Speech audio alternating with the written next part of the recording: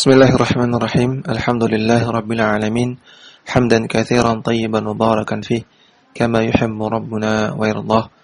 Shalatu wassalamu ala nabiyyina Muhammadin wa ala alihi wa sahbihi ajma'in, amma ba'du. Kembali kita membaca kitab Usshulus Sunnah karya Imam Ahmad bin Hanbal rahimahullahu taala dengan syarah atau penjelasan dari Syekh Sa'ad bin Nasir Asy-Syadzili hafizahullahu taala. Silakan dibuka halaman 97. Kita masih membaca penjelasan syarih tentang jenis-jenis orang yang meninggal. An-naw'ul khamisu, jenis yang kelima. Man kana yantasibu ila dinil islami lakin indahu amrun yunaqidu asla dinil islami. Orang yang meninggal namun dia menisbatkan diri kepada Islam. Artinya dia mengaku Islam. Namun dalam dirinya ada perkara yang bertentangan dengan landasan dari agama Islam. Artinya orang ini melakukan salah satu dari pembatal keislaman. Mithalu hadza, contohnya, man kana yad'u ghairallahi wa yadhunnu anna al-islama la yatanafa ma'a hadza. Orang yang dia berdoa kepada selain Allah. Berdoa kepada selain Allah ini syirik akbar, bisa mengeluarkan pelakunya dari Islam. Namun dia yadhunnu, dia menyangka bahwasanya Islam yang ada pada dirinya la yutanafa ma'a hadza, tidak ternafikan dengan perbuatan tersebut. Dia melakukan syirik akbar namun dia merasa tidak bersalah, merasa itu tidak apa-apa, tidak mempengaruhi keislamannya. Aw kana yunkiru risalata Muhammadin sallallahu alaihi wasallam, atau orang yang mengingkari risalah atau kerasulan dari Nabi Muhammad sallallahu alaihi wasallam. Artinya orang yang tidak mengimani bahwasanya Muhammad bin Abdullah sallallahu alaihi wasallam adalah rasul. Namun dia merasa itu tidak apa-apa. Dia merasa itu tidak membatalkan Islamnya. Fahina idin hadza baddu asli dinil islami wa huwa syahadatani. Maka perkara-perkara seperti ini bertentangan dengan landasan dari agama Islam, yaitu dua kalimat syahadat. Berdoa kepada selain Allah ini bertentangan dengan la ilaha illallah.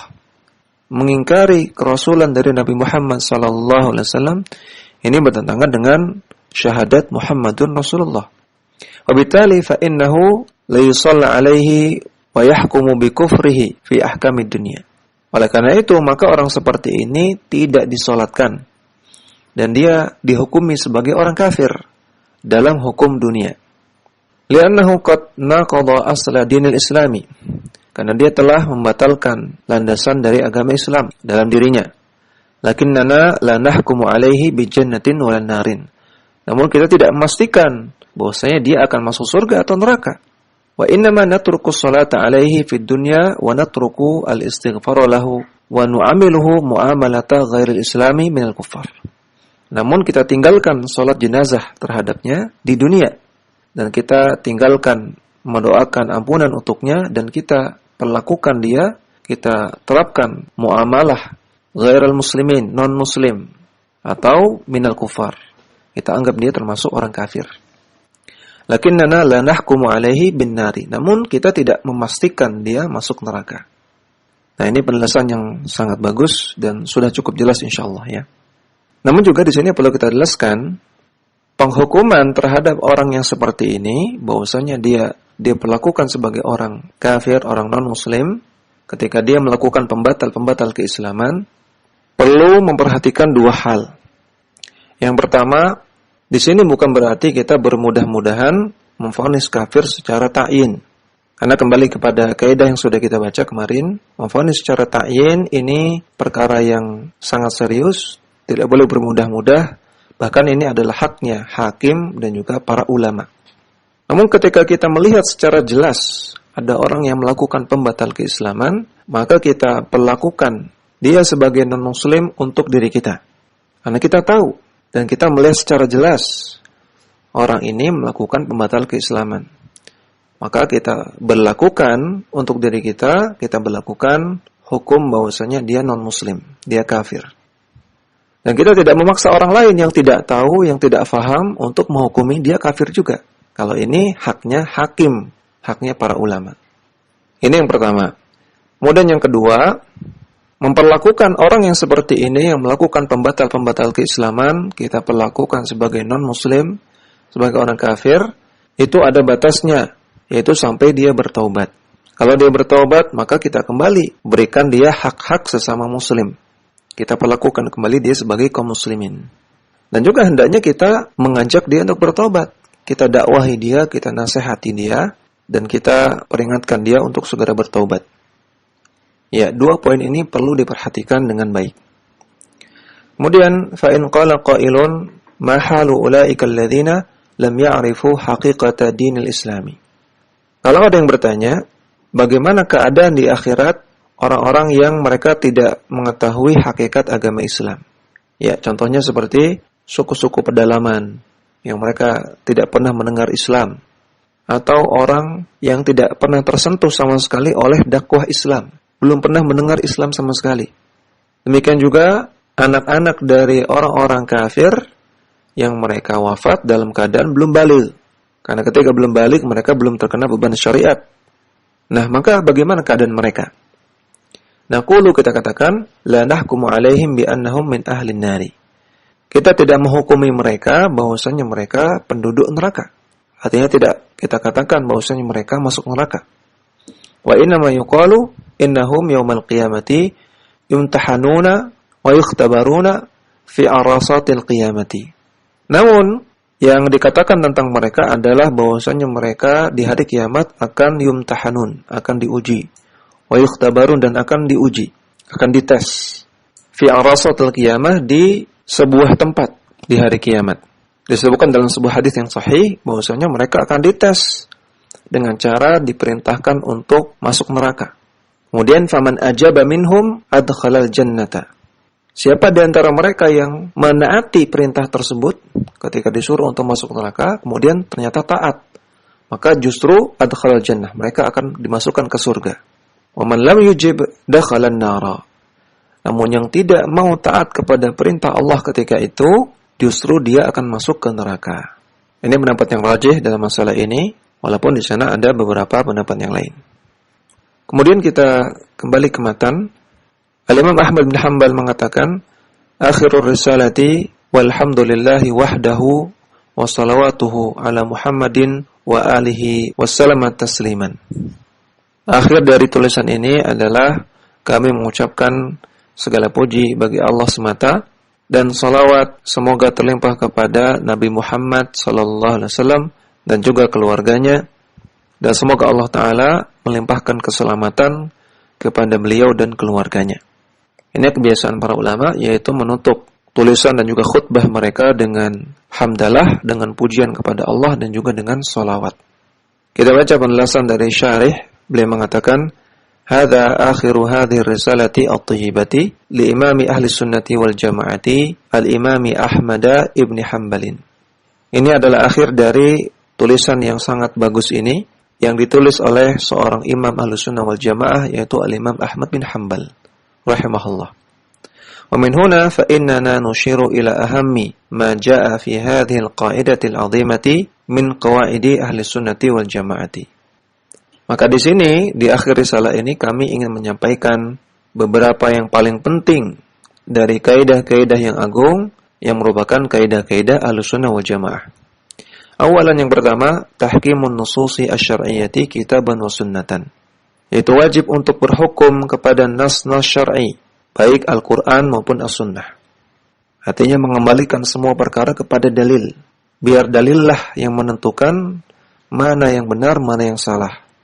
Wa taqdimuha 'alal maqulati wa 'alal ahwa'i, dan mendahulukan Al-Qur'an dan As-Sunnah daripada maqulat, daripada logika atau akal, atau daripada ahwa, hawa nafsu. Dalil lebih kita kedepankan daripada akal dan hawa nafsu. Tsaniyan, yang kedua, itsbatul aqaidi bi akhbaril ahadits sahihati ats-tsabitati 'ala Nabi sallallahu alaihi wasallam. Ahlussunnah menetapkan akidah walaupun itu ditetapkan oleh khabar ahad, oleh hadis ahad, selama itu sahih dari Nabi sallallahu alaihi wasallam. Wa adamul i'tiradi ala syai'in minal mu'taqadati bi mukhalafati dzalika. Dan tidak mempertentangkan hadis-hadis tersebut yang berisi tentang mu'taqadat, yang berisi tentang akidah, dipertentangkan dengan hal-hal yang lain yang bertentangan dengan dalil. Tsalitsan, yang ketiga, annana la nadribu lillahi qiyasan tamthiliyan yastawi fihi Allahu ma khalqihi. kita Ahlus Sunnah tidak melakukan qiyas tamtsili terhadap Allah Subhanahu wa taala yang di sana terdapat unsur menyamakan Allah dengan makhluknya. Fa in hadza min musawati ghairillahi billahi. Karena qiyas tamtsili ini merupakan bentuk menyamakan Allah dengan selain Allah. Wa huwa minasyirki billahi. Dan perbuatan seperti ini termasuk syirik terhadap Allah Subhanahu wa taala. Li'annaka addalta Allah bi syai'in min khalqihi. Karena andaikan Anda melakukan seperti itu, maka Anda menyamakan Allah dengan makhluknya. Allah Ta'ala yaqulu, padahal Allah Ta'ala berfirman, walam yakun lahu kufuwan ahad. Dan tidak ada bagi Allah ahadun, siapapun yang kufuwan, yang sama dengannya, yang menjadi sekutu baginya. Dalam surat Al-Ikhlas ayat keempat. Idza taqarrara hadza fa innama jaa fi an-nususi min itsbatil imani bil qadari. Kalau Anda sudah paham ini, maka semua dalil-dalil yang menetapkan tentang iman terhadap takdir, wa min itsbati kalamillah jalla wa ala wa annahu ghairu makhluqin, dan semua dalil-dalil yang menetapkan kalam Allah jalla wa ala dan bahwasanya kalam Allah itu bukan makhluk. Wa min itsbatil imani bil mizani wal haudi wa syafa'atin nabi sallallahu alaihi wasallam, dan semua dalil-dalil yang menetapkan tentang wajibnya beriman tentang adanya mizan, dan juga tentang adanya haud, telaga, dan juga tentang adanya syafaat Nabi sallallahu alaihi wasallam, wa ru'yatil mu'minina li rabbihim, dan juga tentang bahwasanya orang-orang beriman akan melihat Allah Subhanahu wa taala di akhirat, wal masihid dajjali, dan juga tentang adanya al-masih ad-dajjal, wa nahwi dzalika minal aqaidi nuthbituhu li'annahu qad thabata an-nassu bi itsbatihi. Dan dalil-dalil yang semisal itu yang berbicara tentang masalah akidah, maka semua dalil ini kita tetapkan karena telah sabat, telah sahih dalil yang menetapkannya. Rabi'an, yang keempat, annana na'malu bin nususi ala dhawahiriha wa la nu'awwilu an-nassa wa la nuharrifuhu an ma'nahu. Yang keempat, kita Ahlus Sunnah mengamalkan semua dalil sesuai dengan makna zahirnya. Tidak kita takwilkan dalil-dalil tersebut, dan juga tidak kita tahrif, tidak kita ubah-ubah dari makna yang sebenarnya. Khamisan, yang kelima, anna idza aradna an nahkuma fi qadiyati aqdiyatin aw ghairiha fa innahu la yasihhu an nanzura ila dalilin wahidin wa natruka baqiyatal adillati. Bahwasanya ketika kita ingin menghukumi atau menyimpulkan suatu masalah akidah ataupun masalah-masalah yang lain, masalah-masalah fikih atau masalah yang lain, maka tidak boleh, tidak sah kita hanya melihat kepada satu dalil kemudian meninggalkan dalil yang lain. Bal la budda an nanzura ila jami'il adillati kulliha. Bahkan harus kita lihat kepada semua dalil yang ada. Sadisan, yang keenam, mahabbatu ijtima'il mu'minina wa ta'allufuhum wa sam'u wa ta'atu li a'immatihim. Ahlus Sunnah sangat mencintai untuk mempersatukan orang-orang yang beriman dan mengikat mereka, artinya mempersatukan mereka. Dan Ahlus Sunnah meyakini wajibnya mendengar dan taat kepada para pemimpin kaum muslimin. Li'annahu la yumkinu ayantazima an-nasu wa yakunu jama'atan wahidatan illa bil wilayati. Karena tidak mungkin untuk bisa yantazim, mengatur dan mempersatukan manusia, untuk membuat mereka jama'atan wahidatan, membuat mereka menjadi jamaah yang bersatu, jamaah yang satu. Illa bil wilayah, kecuali dengan adanya pemimpin. Tidak bisa diserahkan kepada ormas-ormas atau kelompok-kelompok atau sekte-sekte atau partai-partai. Nah, yang ada nanti akan berpecah belah. Butuh adanya pemimpin yang mempersatukan semuanya. Wa man thamma nara kathratan nususi fi tahrimil khuruji 'alal wulati. Oleh karena itu kita melihat banyak sekali dalil yang mengharamkan untuk memberontak kepada pemimpin. Wa mimma yata'allaqu bihadza an nahfadha al-sinatana 'anil kalami fil khalqi. Kemudian perkara yang terkait dengan itu juga adalah hendaknya kita menjaga lisan-lisan kita untuk tidak membicarakan orang lain. Fala natakallamu fi ahadin minan nas mahma istata'na ila dzalika sabila. Maka hendaknya kita tidak bicara tentang keburukan orang lain selama kita masih mampu untuk melakukan seperti itu. Mampu untuk menahan lisan kita, tidak membicarakan orang lain. wal kalamu fil akharina qadhan wa sabban innama yakunu 'inda al-hajati asy-syar'iyyati wal muqtadi asy-syar'iyyi limithli dzalika. Adapun membicarakan orang lain berupa qadhan wa sabban, berupa celaan dan celaan, ini dibolehkan indal hajah, ketika ada kebutuhan, dan kebutuhannya kebutuhan yang syar'iyyah, kebutuhan syar'i. Ya, bukan sekedar untuk menumpahkan emosi, untuk balas dendam atau untuk menumpahkan kemarahan, tapi dilakukan ketika ada kebutuhan syar'i. Wal muqtadi asy-syar'i, dan ketika ada faktor-faktor pendorong yang membolehkan untuk melakukan itu. Menyebutkan keburukan-keburukan orang supaya kaum muslimin terhindar dari orang ini, supaya kaum muslimin menjauh dari orang ini. Karena orang ini mungkin menyebarkan kesesatan, menyebarkan kesyirikan atau kekufuran. Nah, yang seperti ini baru dibolehkan. Karena ada kebutuhan syar'i dan karena ada pendorong, ada faktor pendorongnya. Wa mata tamakkana min adami dzikri ulaikal ashkhasi alladzina yakunu alaihim malhudhatun fahuwa aula wa ahsanu. Namun ketika masih dimungkinkan untuk kita bicara tentang mereka, min adami dzikri ulaikal ashkhas, tanpa menyebutkan nama person-personnya, yang mereka ini alaihim malhudhat, memang terdapat beberapa catatan, artinya terdapat beberapa penyimpangan yang harus diperingatkan. Namun ketika masih mungkin untuk bicara tanpa menyebutkan nama, tanpa menyebutkan individu, fahuwa aula wa ahsanu, itu lebih utama dan lebih bagus. Li'annana idza tamakkanna min raddil batili biduni an nansibahu li ashabihi fahadha huwal matlubu syar'iyyu. Karena jika kita masih memungkinkan untuk membantah kebatilan tanpa menisbatkan kebatilan tersebut kepada person-person pelakunya, maka inilah yang diharapkan dalam syariat. Li'alla nuqima li ashabil batili wazanan, agar kita tidak menjadikan orang-orang yang batil tersebut menjadi wazanan, menjadi orang-orang yang dalam masyarakat punya kedudukan. Artinya mereka nantinya bisa dipertimbangkan, wazanan. Kalau kita menyebut nama mereka, maka masyarakat akan tahu. Dan bisa jadi mereka, masyarakat yang awam, akan mempertimbangkan keyakinan-keyakinan atau pemahaman-pemahaman dari orang-orang ini. Terutama kalau orang-orang ini sudah terlanjur terkenal, terlanjur sudah punya nama di hati masyarakat. Wa naj'alan nasa yuraddiduna asma'ahum. Dan agar kita tidak membuat nama mereka, nama orang-orang yang batil ini, senantiasa diulang-ulang oleh masyarakat. Waqad yata'assabu lahum ba'dun nas. Padahal nyatanya sebagian orang itu pasti akan berfanatik buta kepada orang-orang yang batil ini. Fa innaka idza radatta al-batila wa nisbatahu ila ashabihi faqad yata'assabu ba'dun nasi li ulaikal ashkhasi fayakunu sababan fi dhalalihim.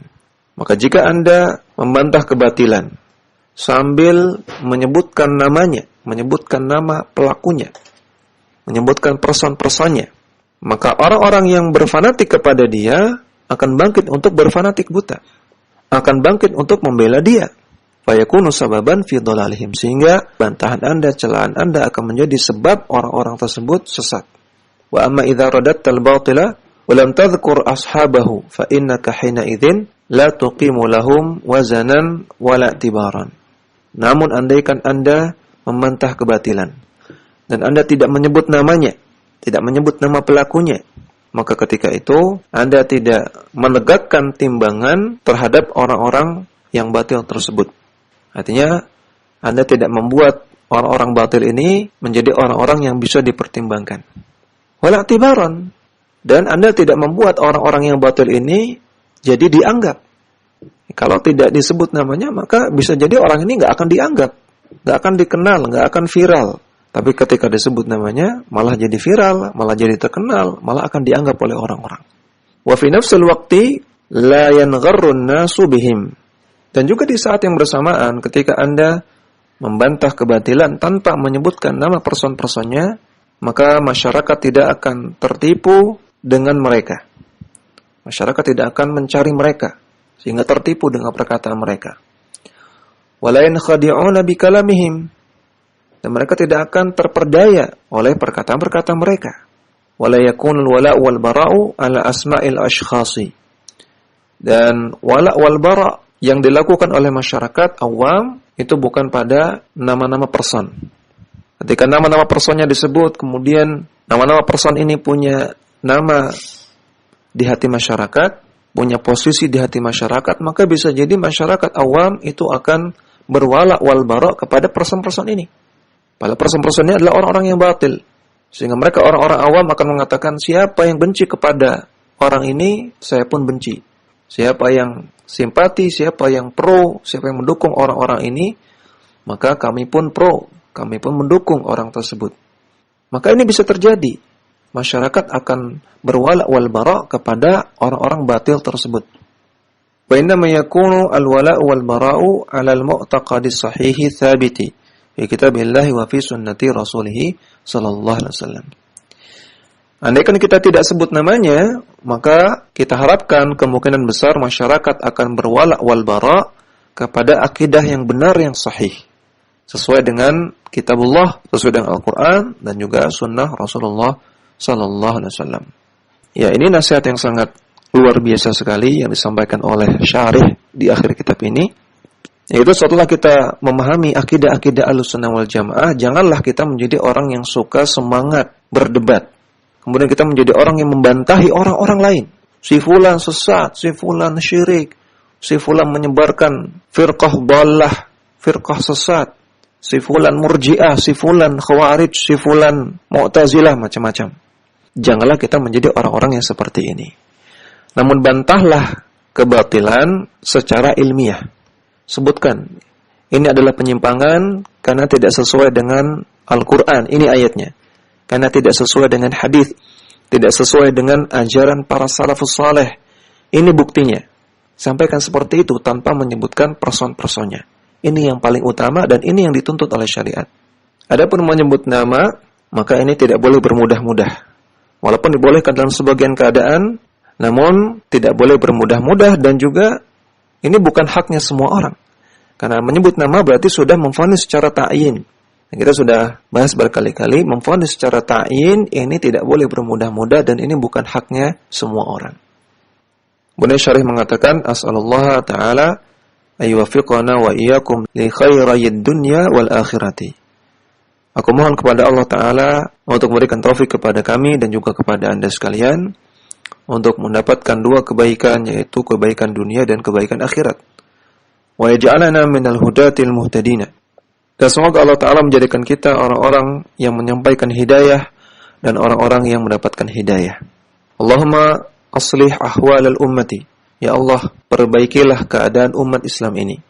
Waruddahum ila dinika raddan jamilan. Dan jadikanlah mereka, umat Islam ini, kembali kepada agamanya dengan cara yang indah. Wa wafiqhum ila tahkimi kitabika wal amali bi sunnati nabiyyika. Dan berilah mereka taufik untuk mau berhukum dengan kitabmu ya Allah, dan agar mereka mau mengamalkan sunnah nabimu ya Allah. Allahumma waffiq ulata umuril muslimina likulli khairin. Ya Allah, berikanlah taufik kepada seluruh pemimpin kaum muslimin kepada kebaikan, kepada semua kebaikan. Allahumma ja'alhum asbaba hudan wa tuqan wa salahin wa sa'adatin linnasi ajma'ina. Ya Allah, jadikanlah mereka, para pemimpin kaum muslimin, agar mereka menjadi sebab datangnya hidayah, datangnya ketakwaan, dan datangnya kesalehan, serta datangnya kebahagiaan bagi manusia semuanya. Allahumma ya hayyu ya qayyumu, aslih qulubana. Ya Allah yang maha hidup dan maha berdiri sendiri, tidak butuh kepada yang lain, jadikanlah hati kami hati yang saleh. Hadza wallahu a'lamu wa sallallahu ala nabiyyina Muhammadin wa ala alihi wa sahbihi ajma'in. Demikian wallahu a'lam.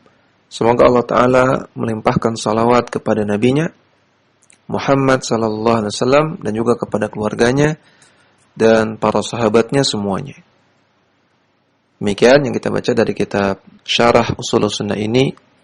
Semoga menjadi ilmu yang bermanfaat dan bisa kita amalkan dalam kehidupan kita sehari-hari. Kita ucapkan walhamdulillah alladzi bi ni'matihi tatimmus shalihat. Segala puji bagi Allah yang semata-mata karena nikmatnya bisa kita selesaikan semua amal-amalan saleh. kita cukupkan. Wassallallahu ala nabiyina Muhammadin wa ala alihi wa sahbihi wasallam. Wa akhiru da'wana alhamdulillahi rabbil alamin. Subhanakallahumma wa bihamdika asyhadu an la ilaha illa anta astaghfiruka wa atubu ilaik. Assalamualaikum warahmatullahi wabarakatuh.